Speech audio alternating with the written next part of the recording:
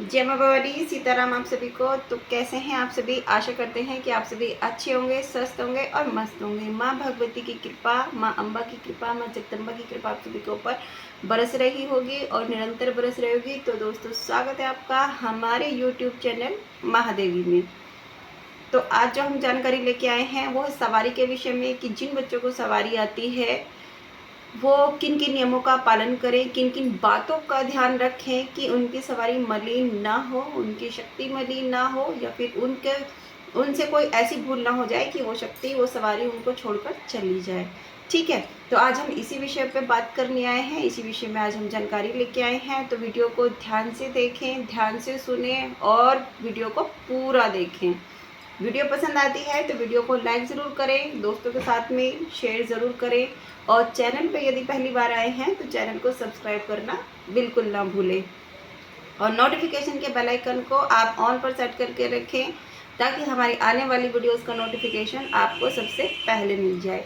तो चलिए शुरू करते हैं हम आज के विषय पे जानकारी। तो जैसे कि आप सभी जानते हैं कि आज के समय में ज़्यादातर हाजिरियाँ सिरों पर खेल रही हैं, ज़्यादातर हाजिरी खेल रही हैं, और हर दूसरे तीसरे घर में हाजिरी किसी ना किसी एक सदस्य पे आ ही रही है। तो मैं भी ऐसा देखती हूँ, आप सब भी ऐसा देखते होंगे, वीडियोस में देखते होंगे, कहीं ना कहीं देखने को मिल जाता है। जागरण, कीर्तन, सत्संग में ये सब देखने को मिल जाता है। तो जिनके बच्चों के ऊपर सवारियाँ आती हैं, सबसे पहली बात तो ये समझे कि सवारी है क्या। देखिए, सवारी एक ऐसी शक्ति है जो आप अपने भाव से, अपने प्रेम से कमाते हैं, या फिर कुछ बच्चों के साथ में पूर्व जन्म से ही ये चलती रहती है। ये जन्म से, पिछले जन्म से या उससे पिछले जन्म से ये साथ में रहती है। ज़्यादातर जो हाजिरें खेल रही हैं वो पिछले जन्म की आई हुई शक्तियाँ ही हैं, जो बच्चे अपने साथ लेकर पैदा होते हैं, और जैसे जैसे उनका ध्यान भक्ति की तरफ बढ़ता है तो वो शक्तियाँ उनकी जागने लगती है। तो देखिए, जैसे कि आप सभी पूजा पाठ करते हैं, भक्ति करते हैं, माँ से प्रेम करते हैं, या फिर आपके कोई भी इष्ट हो सकते हैं। मैं माँ का नाम इसलिए ज़्यादा लेती हूँ क्योंकि मेरी भक्ति माँ की तरफ है। मेरे जो ज़बान पे नाम रहता है वो माँ का रहता है, इसलिए मैं ज़्यादातर माँ ही शब्द यूज़ करती हूँ।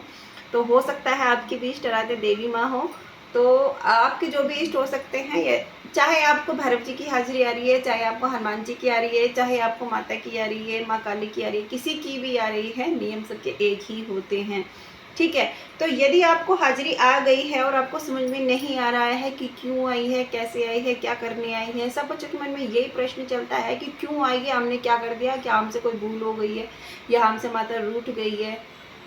क्योंकि शुरुआती दौर में जब सवारी आती है, शक्ति आती है, तो बच्चों को नहीं पता होता है, और शक्ति आने के बाद एकदम से बोलती भी नहीं है, क्योंकि उसको बोलने के लिए शरीर में जब तक की आवश्यकता पड़ती है, एक ओरे की आवश्यकता पड़ती है, जिस ओरे में आके वो शक्ति बात कर सके। तो देखिए, सबसे पहले ये समझे कि सवारी है क्या। सवारी एक ऐसी शक्ति है जो आप किसी धाम से, जब किसी धाम से आपका भाव जुड़ता है, जब किसी धाम से आपका कनेक्शन बनता है, तो उसी धाम की शक्ति आपके पास में उठ के चली आती है। या फिर आपका कनेक्शन जब उस धाम तक चला जाता है जो आपके इष्ट हैं, आराध्य हैं, तो वहाँ जाकर जब आपकी भावना जुड़ती है तो वहाँ से आपके इष्ट आपको एक शक्ति प्रदान करते हैं। जब आप उस शक्ति का आह्वान करते हैं तो वो शक्ति आपके पास में आती है, आपके कष्टों का निवारण करती है, और आपको अध्यात्म और भौतिक दोनों का ही आपको मार्गदर्शन देती है। ये बात बिल्कुल गलत रहेगी कि यदि मैं कहूँ कि वो शक्ति आती है तो अध्यात्म में ही आपका मार्गदर्शन करती है, ऐसा नहीं है। जिनके ऊपर, जिन बच्चों के ऊपर सवारी खेलती है, वो आध्यात्मिक और भौतिक दोनों तरीके से आपका मार्गदर्शन करती है। डिपेंड आपके ऊपर करता है कि आप उस शक्ति को कैसे चला रहे हैं, आप उस सवारी को कैसे चला रहे हैं। तो देखिए, सबसे पहले इसमें जो एक नियम है, सबसे पहले इसमें नियम यही है कि जो बच्चे सबसे ज़्यादा गलती करते हैं वो ये है कि जब आपको शुरू में सवारी आती है, हाजिरी आती है, तो आपको सबके सामने ये ढिंढोरा नहीं पीटना होता कि आपके ऊपर हाजिरी आई है, या आपके ऊपर माता प्रसन्न हो गई है, या आपके ऊपर भैरव जी प्रसन्न हो गए हैं, आपके ऊपर हनुमान जी प्रसन्न हो गए हैं। तो आपको इस तरीके का ढिंढोरा नहीं पीटना होता है। आप जितना हो सके अपनी शक्ति को गुप्त रखें, अपनी सवारी को गुप्त रखें, क्योंकि जिस दिन आप किसी भी गलत हाथों के पल्ले पड़ जाते हैं तो 2 मिनट लगती हैं उसको और आपकी हाजिरी को उतार कर ले जा सकता है। तो इसलिए आप अपने आप को प्रोटेक्ट रखें, अपने आप को कवच में रखें।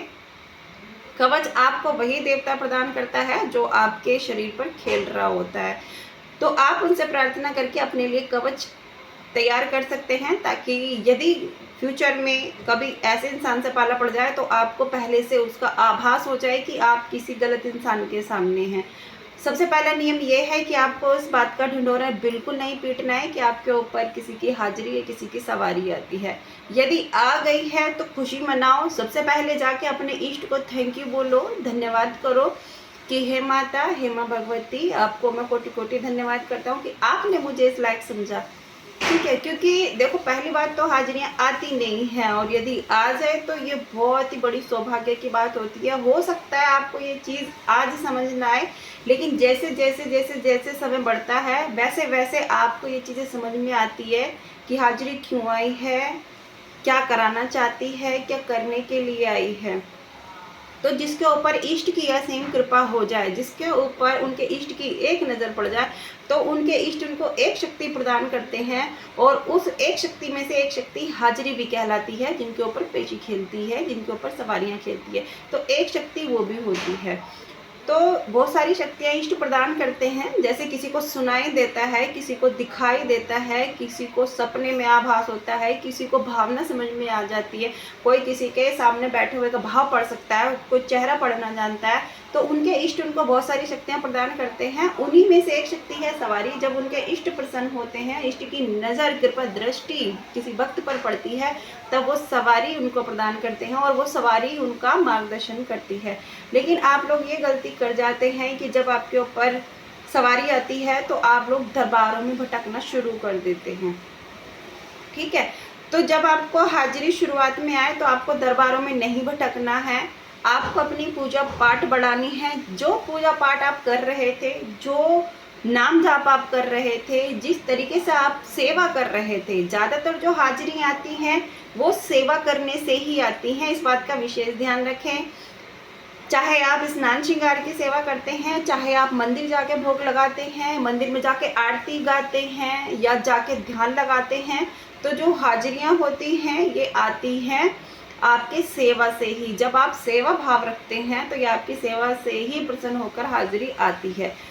तो इस बात का ध्यान रखें। जो सेवा पूजा आप पहले से करते आए हैं, जो भी आप पाठ किए हैं, मंत्र किया है, उसको आप रेगुलर रखें। दरबारों में भटकने की आवश्यकता बिल्कुल भी नहीं है। और बच्चे यहाँ आके भटक जाते हैं कि हमारे ऊपर शक्ति आती है, हाजिरी आती है और बोलती नहीं है। तो देखिए, जब सवारी आती है शुरुआती दौर में, तो जो आपका ऑरा है वो इतना स्ट्रॉन्ग नहीं होता है, वो ऑरा बहुत वीक होता है, जिसकी वजह से आपको जो है परेशानी होती है। वो शक्ति आई तो है लेकिन वो बोल नहीं पाती है, क्योंकि आपका जब तक इतना नहीं है कि वो आके बोले। लेकिन ऐसा नहीं है, कुछ बच्चों का जब तक बहुत अच्छा होता है, उनकी सेवा पूजा भाव समर्पण बहुत अच्छा होता है, जिससे कि हाजिरी एक ही बार में आती है और वचन करके भी चली जाती है, और वचन भी उनके सिद्ध होते हैं। ठीक है, तो और इसमें आपको क्या नियम का पालन करना है। तीसरा नियम इसमें ये रहेगा कि आपको झूठ नहीं बोलना है। यदि आप झूठ बोलते हैं तो जो आपकी शक्ति है, जो आपकी सवारी है, वो मलिन अवस्था में हो जाती है, और जो आप वचन करते हैं वो वचन झूठे हो जाते हैं। तो इस बात का विशेष ध्यान रखें। जो आपकी शक्ति आई है, जो सवारी आई है, ये आपकी अपनी शक्ति नहीं है, ये आपकी अपनी सवारी नहीं है, ये एक देवता की कृपा है, ये एक देवता की ऊर्जा है, ये एक बाहरी तरंग है, ये एक बाहरी ऊर्जा है जो किसी धाम से उठ के आई है और आपके शीश पर खेलती है, और आपके मुख के द्वारा वो वचन करती है। तो इसीलिए आपको झूठ नहीं बोलना है। अगर आप झूठ बोलते हैं तो वो शक्ति मलिन होती है। अगर आप शुद्ध रहेंगे, आपकी वाणी शुद्ध रहेगी, आप सच बोलेंगे, तो वो जो भी वचन आपके मुख से निकलेंगे, वो शक्ति आपके मुख से जो भी वचन निकलवाएगी वो सत्य ही होंगे। तो इस नियम का पालन आपको ज़रूर करना है। इसमें जो चौथा नियम रहेगा वो ये रहेगा कि आप यदि महिला हैं तो आप सिर्फ अपने पति के पास ही जा सकती हैं। यदि आप पुरुष हैं तो आप अपनी पत्नी के पास ही जा सकते हैं। यदि आप ब्रह्मचर्य का पालन कर सकते हैं तो ज़्यादा अच्छा है। यदि आप ब्रह्मचर्य का पालन ज़्यादा दिन तक नहीं कर सकते तो आप सिर्फ पति पत्नी ही आपस में मिल सकते हैं, संभोग कर सकते हैं। लेकिन यदि आपके अंदर काम वासना ज़्यादा है, यदि आपको ऐसा लगता है कि आप इस ब्रह्मचर्य का पालन नहीं कर सकते, तो उसमें हाजिरी वालों का सबसे बड़ा नियम यही होता है कि आपको अपनी ऊर्जाओं को इधर उधर नहीं डालना है। आप इस नियम में रहकर ब्रह्मचर्य का पालन जरूर करें, ठीक है। हाजिरी कभी ये नहीं कहती है कि आप अपने पति के पास मत जाओ, या फिर आप पुरुष हैं तो अपनी पत्नी के पास मत जाओ। हाजिरी कभी ऐसा नहीं बोलती है, ठीक है। तो आपको सिर्फ इसमें ऊर्जाओं का ध्यान रखना होता है। तो अगर आप ब्रह्मचर्य का पालन करते हैं तो आपका जो शरीर है उसका ऑरा बहुत अच्छा बनेगा। यदि और अच्छा बनेगा तो शक्ति के वचन भी अच्छे होंगे और शक्ति एक ही बार के बुलाने पर तुरंत आएगी, ठीक है। और इसमें पांचवा नियम ये रहेगा कि जब आप अपने पति के पास में जाती हैं, ये बात महिलाओं के लिए है क्योंकि ज़्यादातर हाजिरी महिलाओं के शीश पर ही खेलती है। जब आप अपने पति के साथ रहती हैं, जब आप अपने पति से फिजिकल होती हैं, तो आपको बालों के साथ ही नहाना होता है। ऐसा ना करें कि आप अपने पति के साथ में फिजिकल हुए हैं और आपने हेयर वॉश नहीं किया और आप डायरेक्ट आसन पे बैठ के पूजा करने बैठ गए, तो ऐसी गलती बिल्कुल ना करें। इससे शक्ति मलिन होती है। मैं फिर से वही बात बोलूँगी, शक्ति मलिन होने का मतलब यह है कि वो एक बाहरी शक्ति है, वो आपके अंदर की शक्ति नहीं है। आप जब उस शक्ति का आह्वान करते हैं तो वो बाहर से आती है, एंटर करती है आपकी बॉडी में, सर घूमता है, ठीक है, कुछ चढ़ता हुआ महसूस होता है, सर घूमता है और फिर आप वचन करने लग जाते हैं और वही वचन आपके सिद्ध भी होते हैं। जब आप किसी का संकट काटते हैं तब आप वो शक्ति को बुलाते हैं। लेकिन जब बच्चों की नई नई सवारी आई होती है, जब बच्चों पर नई नई हाजिरी खेल रही होती है, तो वो कंफ्यूज रहते हैं कि हमें किन किन नियमों का पालन करना है। तो ये रहे वो पाँच नियम जो आपको बहुत ज़्यादा ज़रूरी है ध्यान रखने के, कि आपको इन 5 नियमों का जो पालन है ज़रूर से करना है। और इसमें जो छठा नियम रहेगा वो यह है कि आपको किसी का झूठा नहीं खाना है, ठीक है। किसी के घर का बिना सोचे समझे बिल्कुल नहीं खाना है, भंडारे का खाना नहीं खाना है। और ये इसके नियम है सवारी वालों के। तो जो ये नियम आपको बताए गए हैं, ये वो नियम बताए गए हैं जो बहुत ही ध्यान रखने योग्य हैं। भूल कर भी इन नियमों को खंडित नहीं करना चाहिए। इन नियमों का पालन करते हुए ही आप अपनी शक्ति को प्रबल कर सकते हैं। यदि आप इन नियमों का खंडन करते हैं तो एक दिन ऐसा आएगा जब आपकी शक्ति, आपकी सवारी आना ही बंद हो जाएगी, या फिर मलिन हो जाएगी, या फिर वचन झूठे करेगी। तो इन नियमों का पालन ज़रूर से करें। तो आशा करते हैं आपको ये वीडियो हमारी पसंद आई होगी। तो पसंद आई है तो वीडियो को लाइक ज़रूर करें, चैनल को सब्सक्राइब करें और दोस्तों के साथ में शेयर ज़रूर करें, और कमेंट बॉक्स में जय माता दी सीताराम ज़रूर लिखें। तो मिलते हैं आपसे अगली वीडियो में किसी अगली जानकारी के साथ। तब तक के लिए जय मां भवानी, सीताराम।